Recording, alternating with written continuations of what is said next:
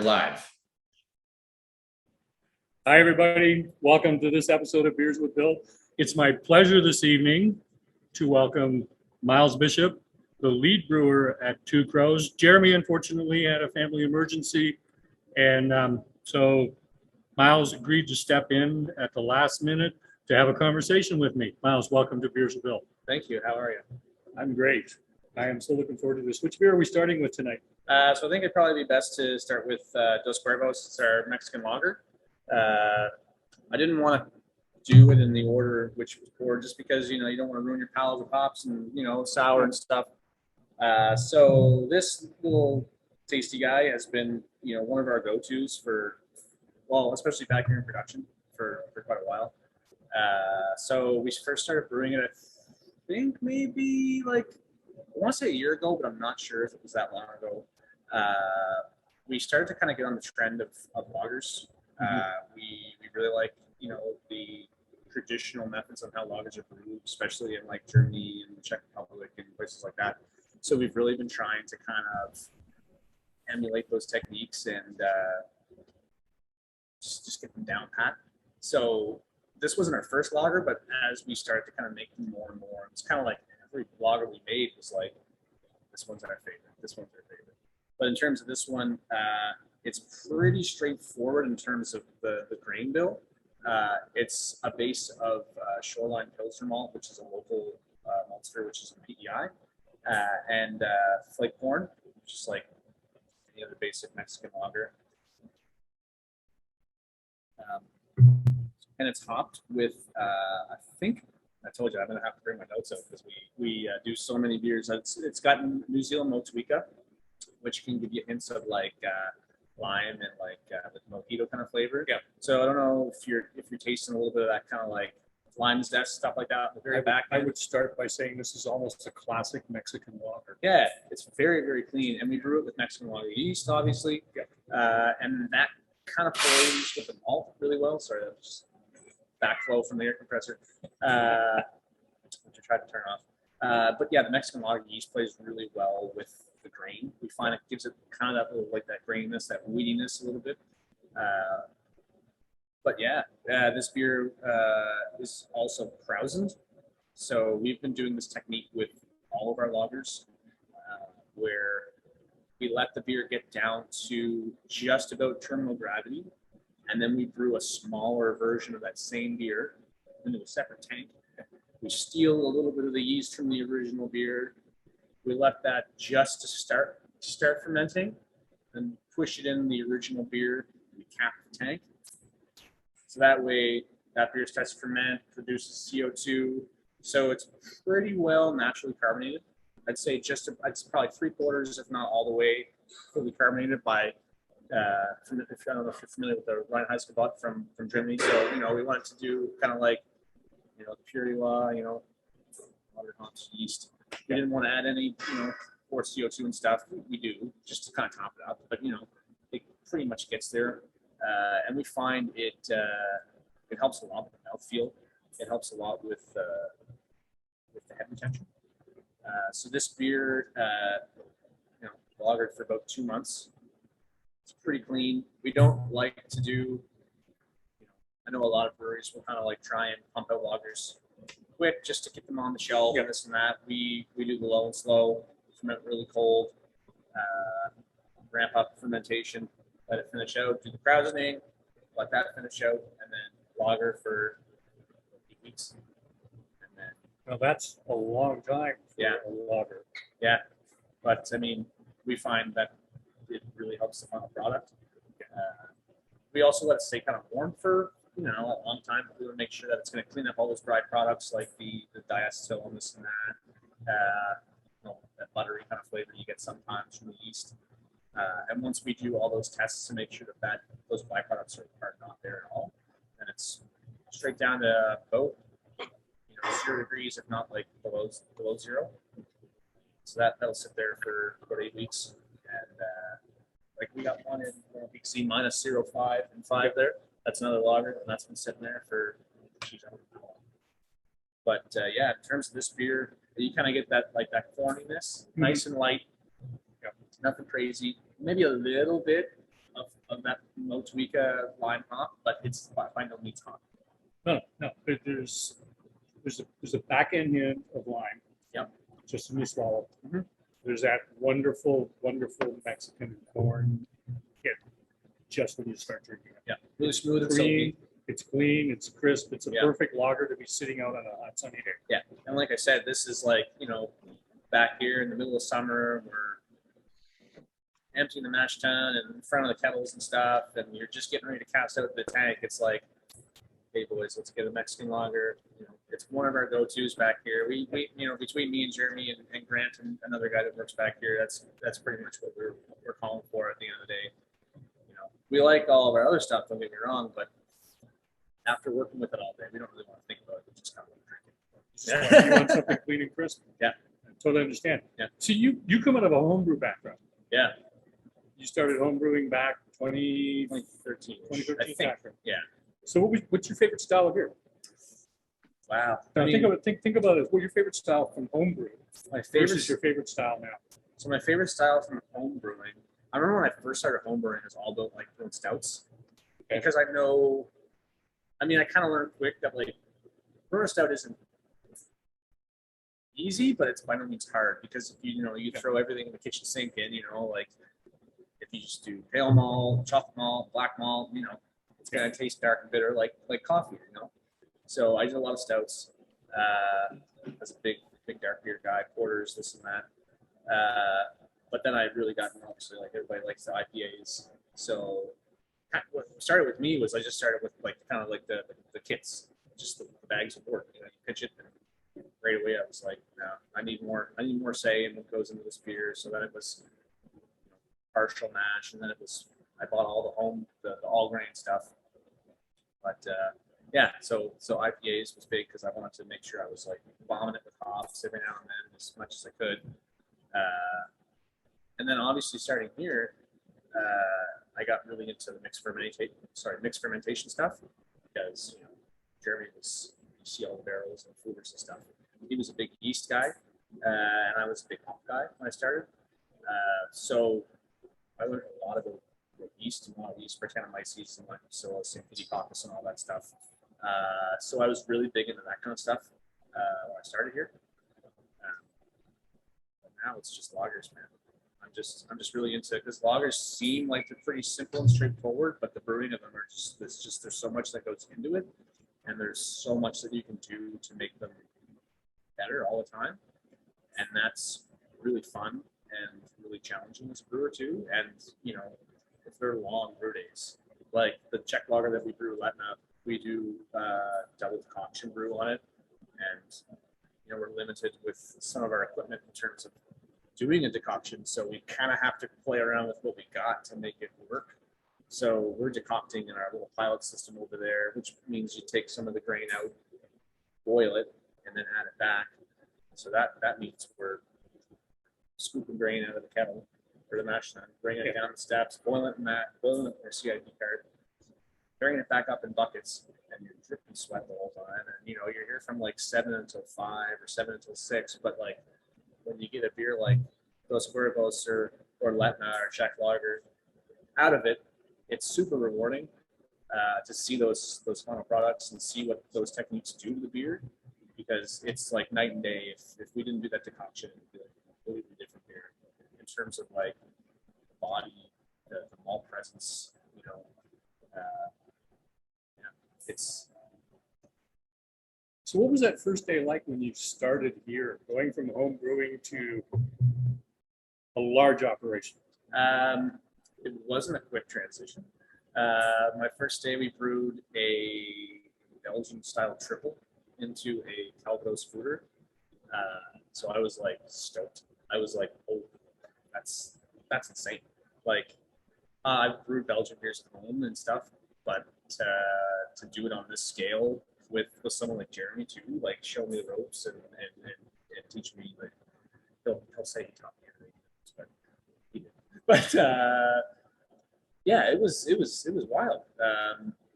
It took a little bit to figure out how to work that system and to get it down pat. It's like muscle memory now, but but yeah, the first day was a lot of just kind of following Jeremy down around like a lost puppy, and what can I do? Is there anything else I can do? Can I put the hops in? Can I put the candy syrup in? Yeah, can I pitch the yeast? All that kind of stuff. It was really fun, and yeah, he was really good at answering every question I had and stuff. And it seems like forever, but yeah, it's a good time. Well, you've been here almost from the start. You started 6 months after they opened the doors. Yeah, I think it was July 10th I started. So yeah. So what's been the most interesting change over the last 5 years? With the brewery? Just yeah, with the brewery, with you. Getting the barrels was pretty sweet. When I first started here, we just had the fooders for wood, and we slowly started to accumulate the barrels. So that was a pretty cool transition. It's kind of like, because at that point I had already I was already making all beer. I was running the system nonstop. And barrels was something that kind of wasn't my wheelhouse. And Jeremy had already done a barrel program out west with the previous breweries that he worked for. So it was really fun to kind of transition into, not that brewing into barrels is different than brewing, because you're just brewing a golden sour base wort and letting the culture in the barrel do its thing. But excuse me, just the lower volumes, the maturation times, the different cultures that you were using, the different techniques, in terms of using aged whole leaf hops, Atlantic style stuff like that. And then we got our cool ship. So we got a cool ship out back that we can do kind of wild beers with. And we've got, I think, 16, maybe 8 barrels that are all completely wild. Hot cultures from the air. I think, yeah, they were all in Jeremy's backyard in Dartmouth. We wheeled the hot wort to his place in a big tote. Drove to his place, pumped the wort into the cool ship, and I'd come in the morning and be brewing it and still be at home checking the temperature of the wort in the cool ship and pumping it back into the tote when it was 17, 16 degrees, and then driving it back. And then I would empty out all the storage solution or the water that was in the barrels, and he would pump it into the barrels and see what happens. There's no culture pitched; it's all just whatever's in the wort. And yeah, that was exciting, and to see what that's going to be like in 2 years' time. Yeah, it's a long investment. It is, yeah. Time but very rewarding for a brewer. And sometimes you forget. It's like mentioned this to Jeremy today. You brew so many beers, and a lot of them have so much time to kind of mature and do their thing that by the time we're ready to package them or even give them a taste for what was the recipe for this? And you scroll back in the sheets and see what it was and what hops we used, and it's oh yeah, okay, I remember that. And then we taste it and we're like, yeah, that's right, I remember that day. Yeah, we had a stuck mash that day. That was a terrible day. I'm gonna say, welcome to the world of brewing, eh? Yeah, yeah. So what's the second beer we're gonna try tonight? So I think maybe the next beer that we should try is actually the one right behind it is Fanta City. Okay. So this is our Belgian style wit beer.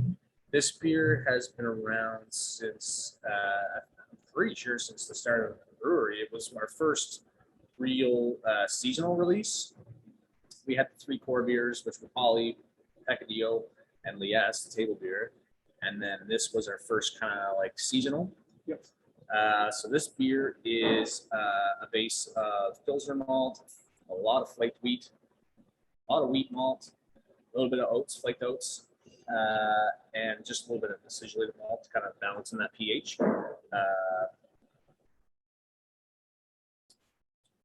The coolest part about this beer is that it is actually fermented with a yeast strain from Jubilee Brewery in Belgium.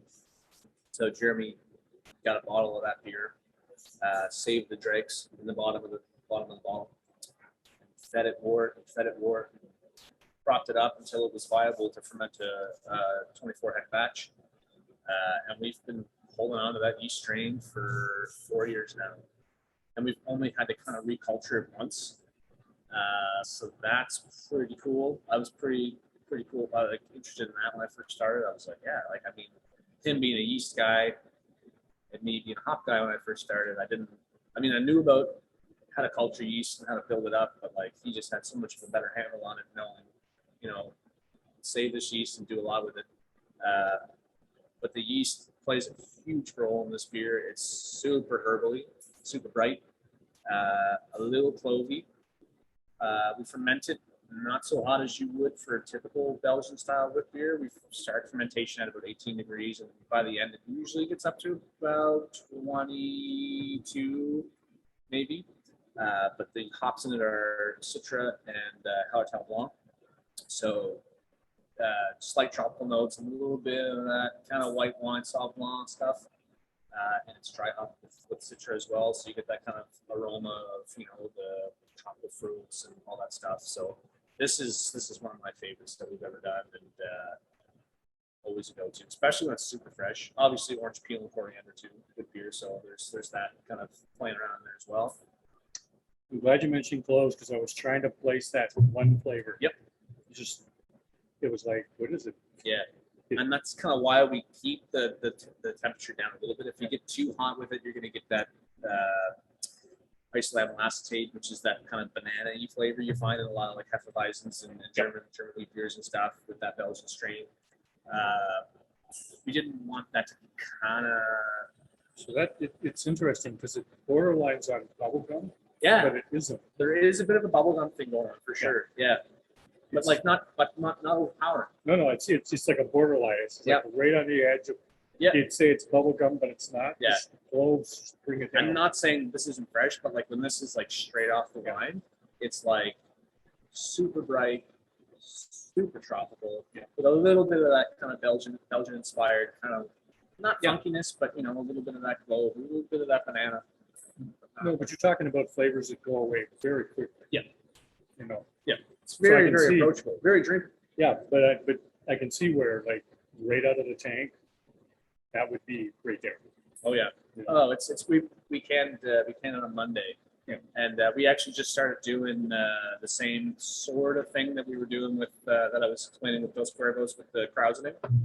So with Fanta City now we're doing something called spunding, which is essentially the same thing, but when this beer gets to almost terminal gravity, we dry hop it and then we close the tank off so that the rest of the fermentation kind of carbs it up. Yeah.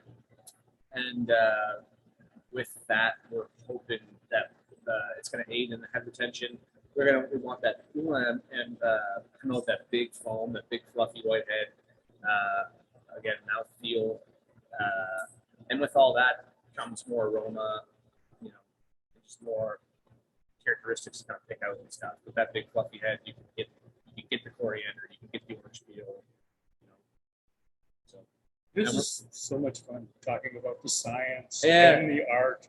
Yeah, of beer. I mean, I catch myself sometimes, you know, we'll have guests back or something, we'll do a collab, or, you know, somebody from the tap room will come back and hang out for the day and ask questions. And for me, it's fun too, because like, am I getting it right? Do I remember all this stuff? Because I'm just kind of going on like muscle memory half the time. I come in, I know what I'm doing, but like, I haven't studied science of brewing for like so long. So it's like, is that right? What I told you, was that correct? So I kind of got to like, oh, wait, hold on now. I do this. Yes, without, that's right. Yeah. I do this without thinking. I know why it does this, but like, did I get it mixed up with something different? But yeah, for the most part, I know what I'm talking.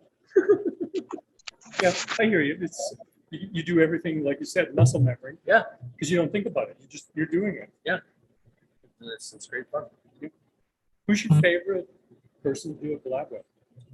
Who's our favorite collab so far? Yeah. Block 3.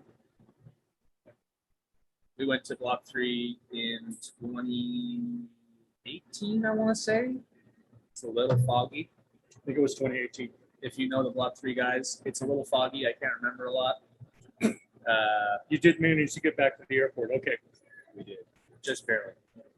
It was a fun trip. Those guys know how to have a good time, and they know how to, make people really welcome in their brewery. And like we had never met them, Jeremy and Kevin had just gotten chummy on social media, and it was like, let's brew beer.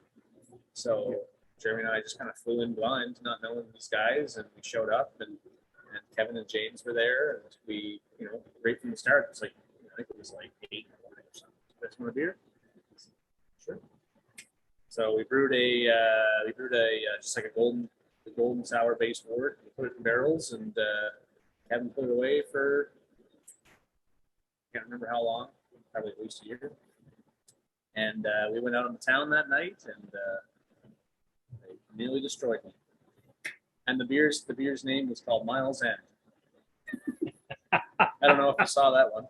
Yes, I did. But that was named. I did not know the backstory. It was named after me because Jeremy had to buy me Gatorade and Pepto-Bismol to get to the airport. It was a rough trip because of Kevin Freer. That's great. Yeah. So I got a personal question. Sure. Who would I find on your playlist right now? Oh my God. If you were to look at my iPod, it's like I'm a boomer, man. I listen to like old classic rock, 60s, 70s stuff.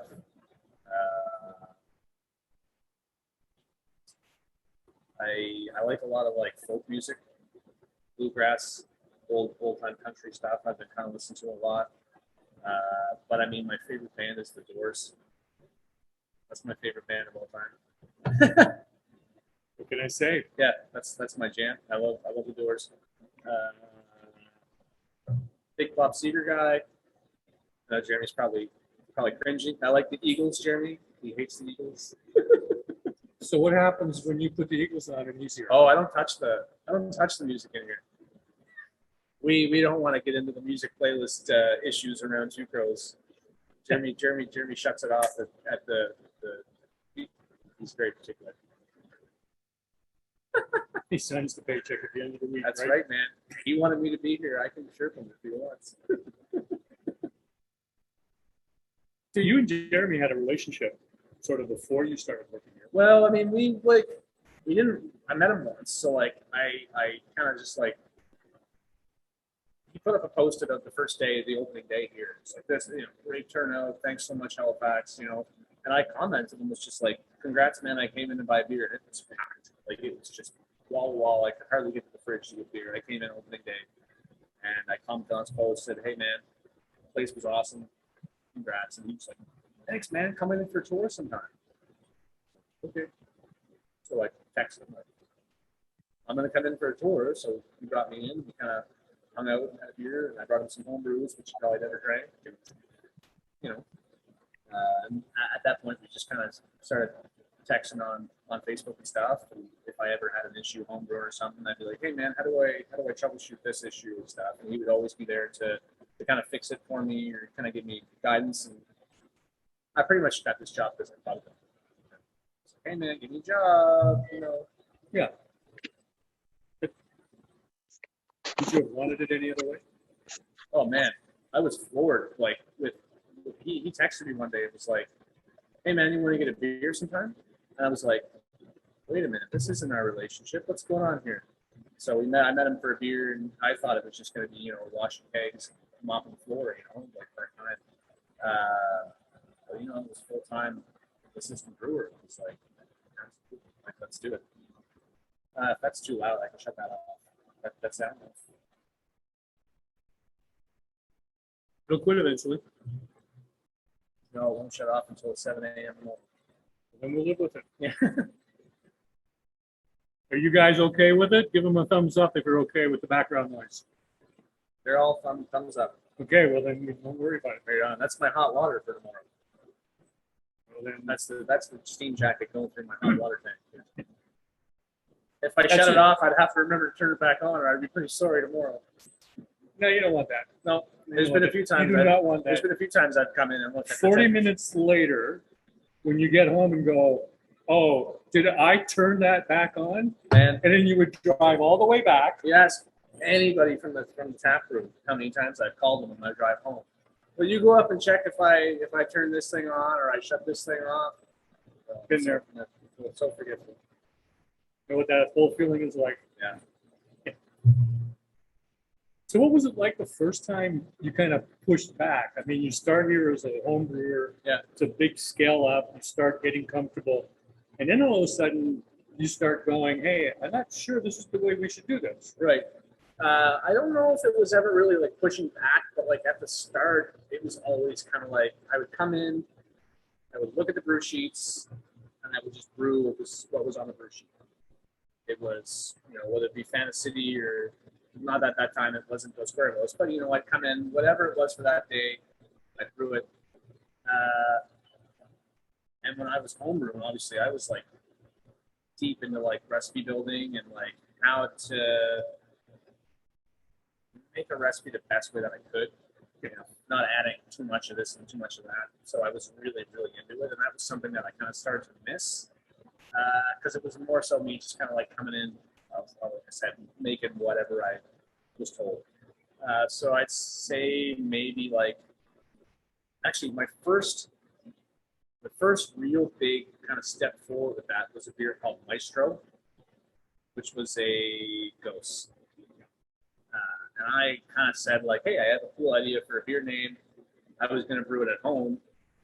I was going to call it Maestro. And Jeremy was like, oh, that's kind of a cool beer name. Like, you want to streamline this? And I was like, sure. So we kind of worked on a recipe together. We got it, easy enough. It's just kind of like half and half Pilsner malt, wheat malt, lactobacillus, hardly any hops. But then Jeremy was like, oh, by the way, I'm going to BC and you're going to brew it by yourself. And this was like maybe 2 months into the job. And it was going in a fooder. But also he was like, but why don't we peel off 350 liters and put it in the prop and add Blackberry and bay leaf and do another beer called Bingo Bango and put another yeast into it. So I'm here 2 months into this new job, and he's 4 hours behind me in BC, and I'm like, oh my God.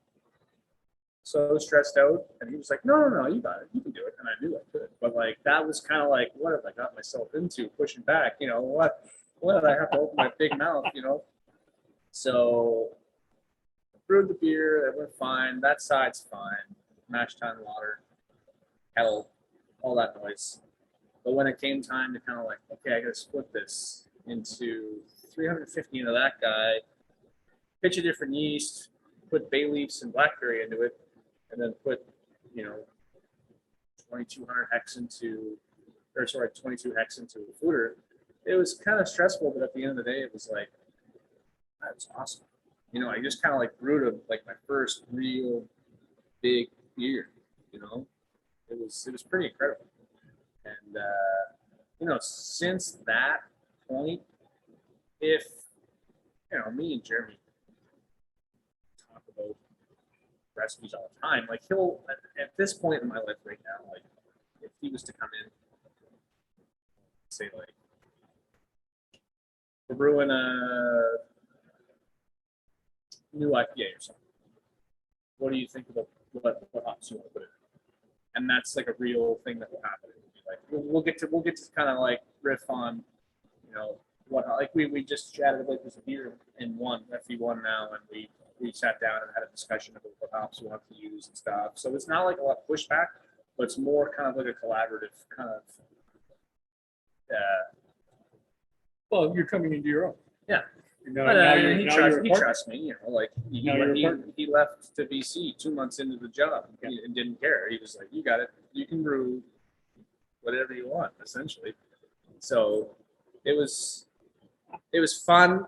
It was stressful, but it got to the point where it's just what it is now. Like, and that was in 2017, I'd say. So since pretty much day one, it was a lot of, come in, lunch pail, brew what's written down. And then after a while, I wanted to have a little bit more say on, what was going into the recipe and kind of what I was making and what we were making. Sorry. So yeah, we just started to kind of, and there's still sometimes where he'll make a recipe and I'll, it is what it is. You're busy. He's just making recipes and I'm brewing them. But sometimes I'll look at the brew sheet and be like, I don't want to do that. So I'll go back and kind of be like, what do you think of this? Like this seems like kind of a better route. And, sometimes it's like, no. And sometimes it's like, yeah, absolutely. So it's at the end of the day, it's whatever serves the beer the best. And yeah. You should try the third one now. Absolutely. So I think we'll skip this red one. Okay. And we'll go with this guy here. Okay. So this is Pollyanna. So this is one of our core beers. I think it was our first beer. If I'm not mistaken, this was the first beer that Jeremy brewed. No, I'm lying. It was one of our first 3 beers, but it wasn't the first one that he brewed. But right from the get-go, from 2016, when he moved here to start this place, it was one of the first 3 that he brewed on the pilot system that you see behind you there. So when we started with it, it was a wild New England IPA. So it was a mixture of London 3 yeast from white yeast and Sactois, which is kind of like a wild Brett strain, but it was found to be actually a Saccharomyces strain. So it wasn't actually wild, but it had kind of that Brett characteristic and stuff, which kind of gave it its big kind of like peachy punch drive. We've since kind of stopped. We stopped using the Sactois on it. We've just made it a straight penny IPA. This beer's gone through a lot of changes. The first from the very beginning to what it is now. When it was first brewed, it was a lot of it was pale malt, oat malt, flake barley, Caraviana. We've since taken the Caraviana out of it because the color was a bit too dark for us. It's now a nice color. It could be a little hazier. I think it's just because it's been sitting here in the glass for a while. We used to put the hops in the boil at the beginning. We've now started to put them in our hop back, just to kind of promote less of that. Just put them in the hop in the kettle. It's going to drive oil off all those kind of like harsh oils. Yeah. Put them in the hop back at a cooler temp. You're going to get more of those delicate oils that are going to give you more flavor and aroma and stuff. We add a little bit of phosphoric acid now to the end of the boil to kind of lower the pH of it, to give it a little bit more of a like perceived juiciness. Because if it's just a little bit tart, it gives you that little bit more juiciness. Like you're biting into an orange or something like that. That wasn't something that we used to do at the very start. Just like our lagers, where we kind of grew and grew and grew on different techniques with this beer. And this was also a big beer that I started to kind of like really push away from what was on the brew sheet and start to do what I thought might benefit it better. The hops that we use in it are Citra, Velma, and Hallertau Blanc. A little bit of Columbus at the beginning of oil for some bitterness, but not a whole lot. And then it's dry hopped with the same variety, Citra, Velma, and H Blanc. I think now we've been using New Zealand Pacifica instead of Velma, so it's kind of given that like that vanilla, blackberry, kind of like a little bit of like blueberry kind of feel to it as well. I'm getting a lot of blueberry on the nose on this, like ripe berries, maybe a little bit of melon. I'm getting the blueberries. Yeah, right in there. As soon as you swallow. It's a lot of it is like power of suggestion too. You can say anything and somebody, oh, that smells like grass. Somebody's the juiciness came through immediately before you even talked about it. Yeah. Orange coming out. A lot of bit of back end melon juice. Yeah, lots of melon. I find there's a little bit of like a piffiness to it too, like orange pith. Yep. Just a little bit of bitterness, not a whole lot, but enough to kind of balance it. It is a stronger beer, so there is a lot of pale malt in it. A little bit of two-row as well, so that kind of malt comes through. We don't ferment it with the original yeast. So I said London 3 from Y Yeast and Sactois. It's now straight Foggy London from Escarpment Labs in Guelph. Which we that's like our house yeast now for our IPAs. We find it's so good. Classic English strain. Yeah, it's got a consistency about it. The yeast? Yeah. Yeah. Oh yeah. It's great. Those guys are doing some really good stuff with yeast out their way, man. They're leading the way for sure. Yeah. Shout out to Escarpment. That's good. We're all well aware of Escarpment. Oh yeah. And so it's nice that we have a homegrown. Oh yeah. Like that. Yeah. Yeah. They're great guys, and they're coming out with some really cool strains, man. Like, you know, there'll be times where like I'll come in and be like, Jeremy, did you see this new yeast that Richard's got his hands on? They'll do the same to me, and it's just like, wow, like let's try and think about something to brew with that. This one grows on you. Yeah, It just I find that it's different on tap versus in the can. To be honest with you, I don't know what it is. gosh, that would be rare because you guys, what's on tap and what's the cans, the same thing. Yeah, You're not putting preservatives. I don't know if it's just because if it's just my palate. I haven't had anybody else tell me that before. Like they think it's the same, but to me, I find a little bit of difference, and I'm not sure why. I think it must be the haziness if it's just dropped the sediments, not sediment, but it's dropping out in keg. But That's what I was going to say. The difference between the can and the keg would be. I also haven't had Pollyanna in a long time. Like I said, I just drink lagers these days. It's not a problem. What would I find on your nightstand in the way of reading material? Reading material. Probably a beer book. Yeah. I mean, I just gave Jeremy a bunch of books back that he loaned me. I just recently moved, so I had to like pack up a bunch of stuff, and I was like, this is Jeremy's book, this is Jeremy's book. A book about water chemistry, probably. When I was homebrewing, I was like hard on water chemistry, just learning it, making sure that it was something that like I knew like the back of my hand. So do you guys have to do a lot of work with the water here? I mean, in KW we do. Yeah, because your guys' water's kind of hard, eh? Yeah, really Water hard. here is pretty good. It's pretty soft. There's not a lot on the go.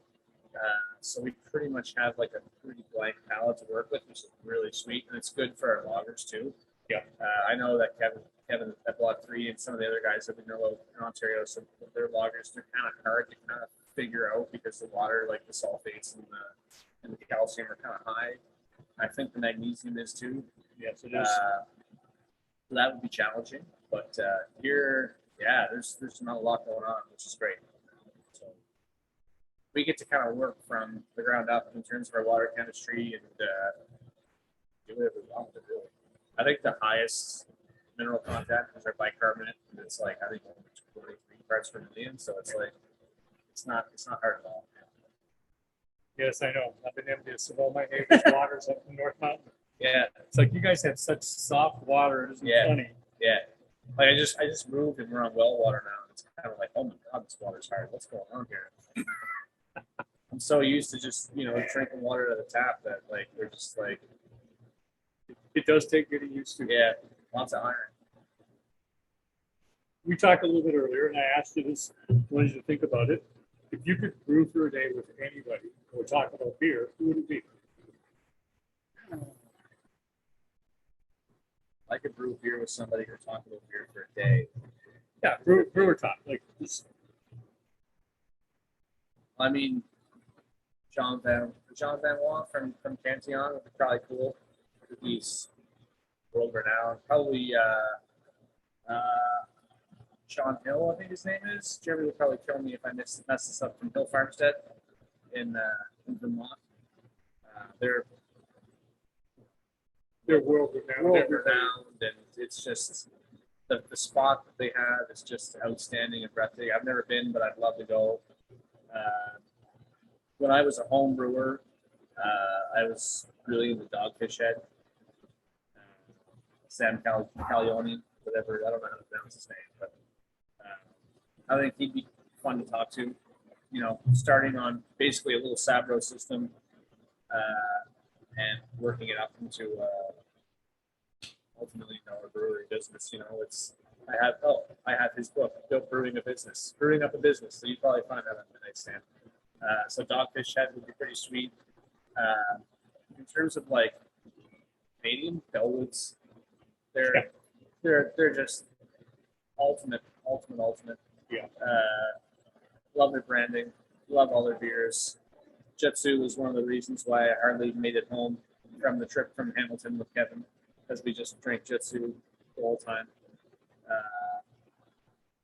Yeah, any of those guys would be sweet.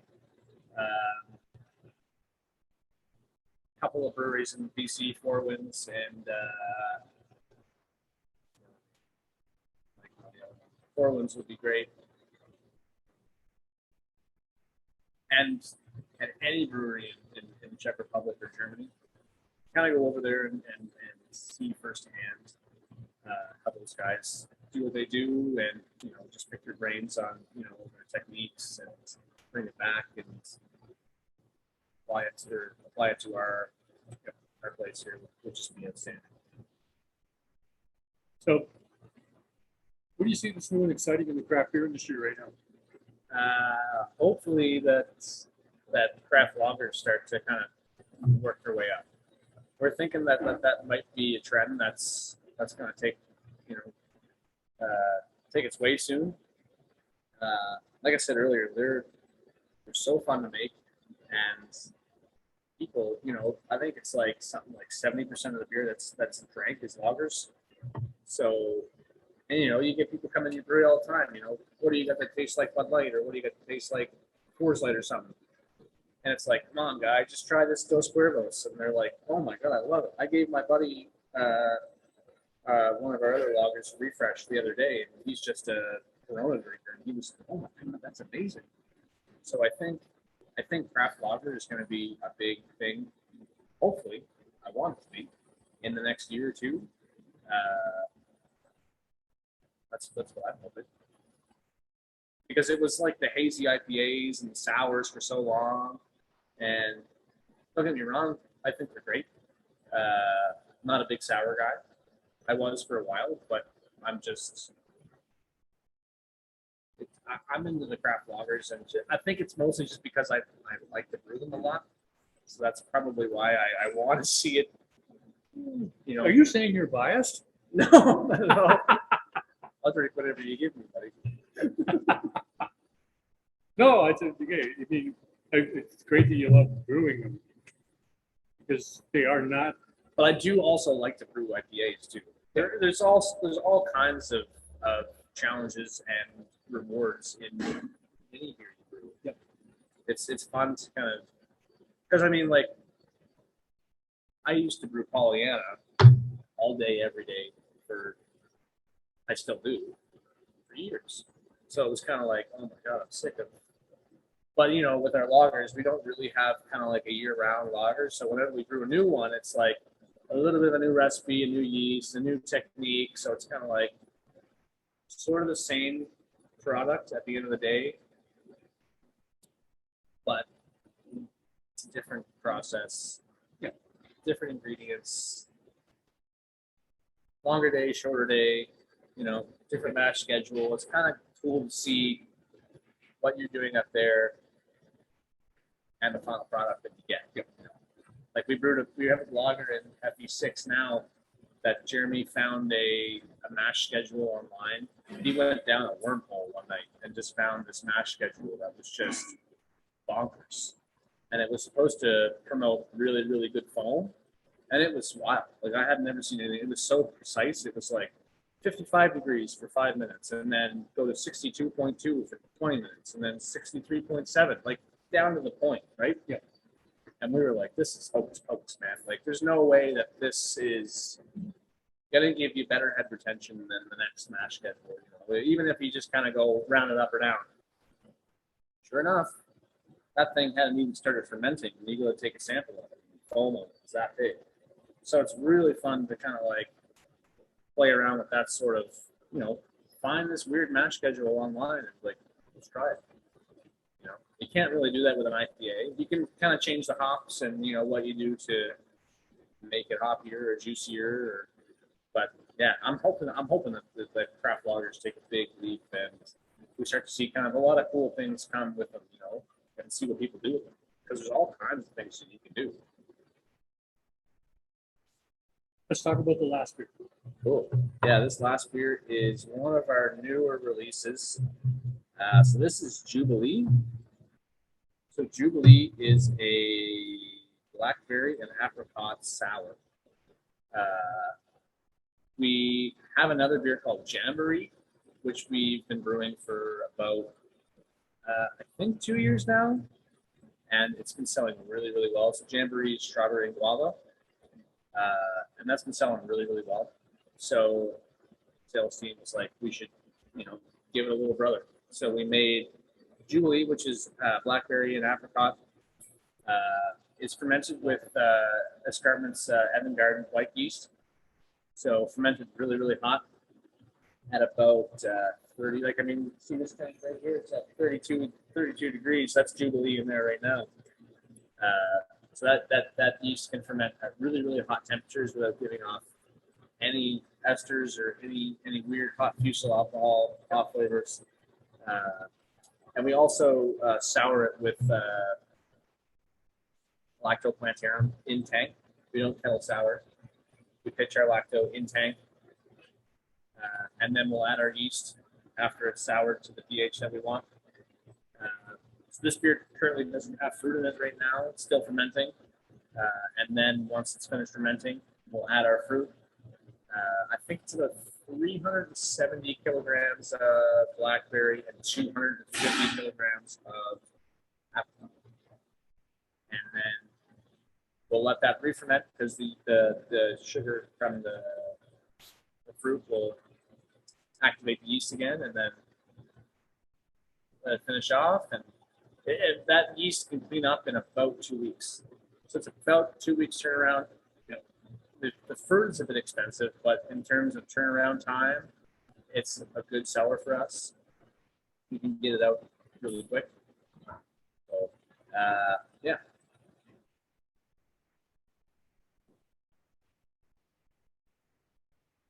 I mean, it's a fruited sour. There's not much. It pretty much says what it is, but on the palate, a lot of blackberry, a little bit of apricot. You can kind of get those like peachy esters from the white yeast. Yep. We've also been doing the same thing that I was explaining with the Fanta City, spunding it. So when we add our fruit, we'll dry hop it with a hop called Brew One, which is the big time tropical fruit, like kind of papaya, peachy kind of stuff. And cap it so that it naturally carbonates in the tank. Saves us a lot of money on CO2. So our accountant loves that. Well, yeah. It's an interesting process. Yeah. It's a little bit, you got to fine tune it. Every beer is going to be a little bit different. That's right, yeah. But it's a natural process. Yeah. Like I said, I'm not a huge sour beer guy, but whenever we do have to fruit this beer, because we got like so much fruit in our fridge for these beers, it's unreal. Whenever we have to put the fruit in, it takes about 2 hours. So whenever I'm done, I'm covered in strawberry, I'm covered in guava, apricot, blackberry, I want to have one. That's all you're smelling. You get it on your fingers, you're licking it off. It's a refreshing beer.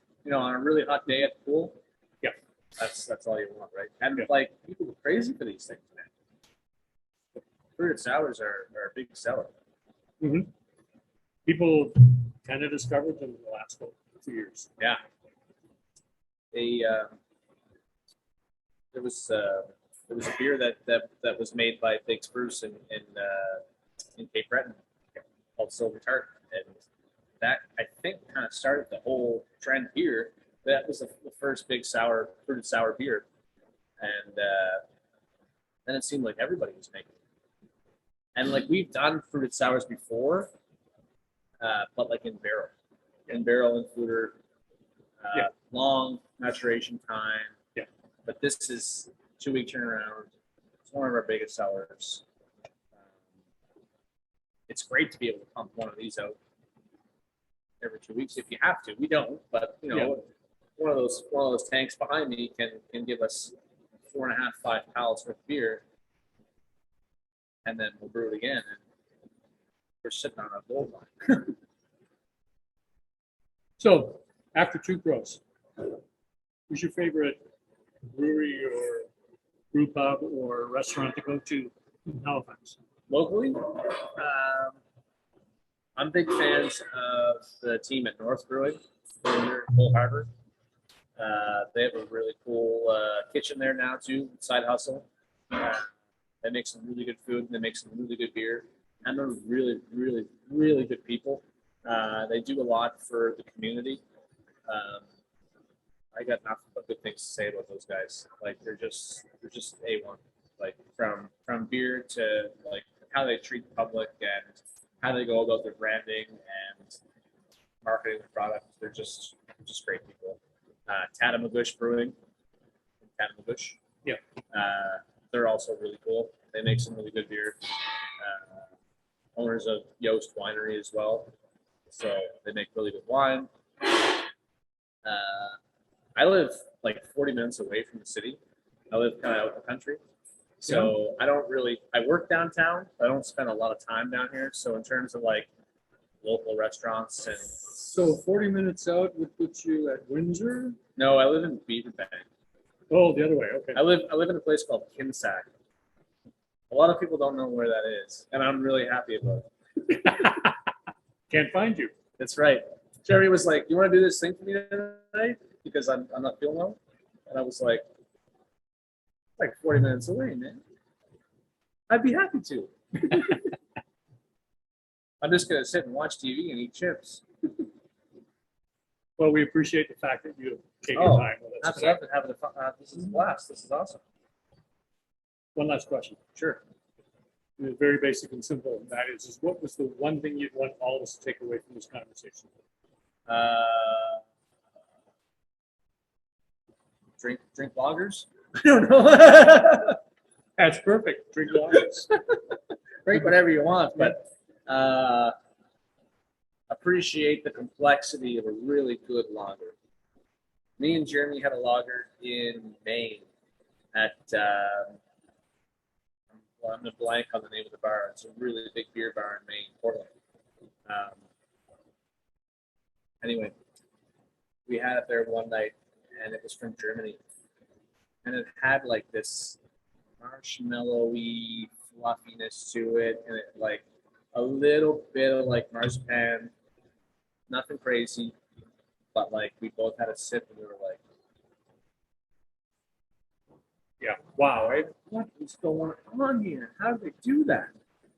And like it's just your basic everyday lager, but like so complex, so much going on that like we're still to this day, like whenever we brew a lager, we're like, how do we get that marshmallowy fluffiness and that kind of like that graham cracker kind of flavor? And it's just something that's kind of like been debating us like forever. Like we've never been able to figure it out. But yeah. Miles, thank you for giving us the gift of your time tonight. No problem. It's been a really engaging and enjoyable conversation for everybody. Yeah. Take a look. They're all clapping at you right now. And so on behalf of Beers with Bill, thank you. No problem. Totally appreciate that at the last minute, your willingness to drive 40 minutes to have a conversation with me. No problem. This has been fantastic. David, you can stop recording now.